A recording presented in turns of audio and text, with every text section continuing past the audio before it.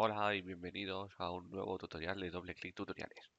Hoy os vamos a explicar cómo podéis hacer visible otra vez los iconos del escritorio que os hayan desaparecido.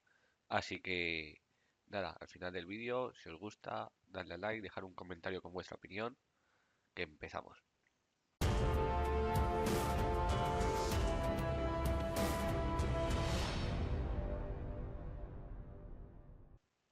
Bien, si os han desaparecido los iconos del escritorio y, y cuando queráis acceso directo no aparecen, lo único que tenéis que hacer es habilitar la opción de que se muestren los iconos del escritorio.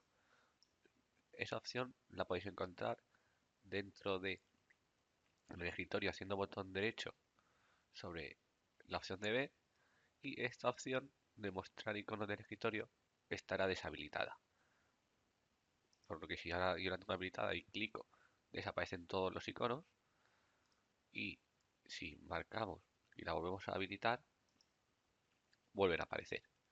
Esto puede ser que se os haya desactivado por error y os estéis volviendo locos porque no encontráis los iconos que creáis, ni los accesos directos, ni aunque creéis nuevos aparecen. Así que recordad, botón derecho, ver, y la opción de mostrar icono del escritorio debe estar marcada. Si está desmarcada, como veis, el escritorio se queda vacío. Y nada, hasta aquí uno de los tutoriales más cortos que hemos realizado, pero espero que haya sido de ayuda y de vuestro agrado. Un saludo y hasta la próxima.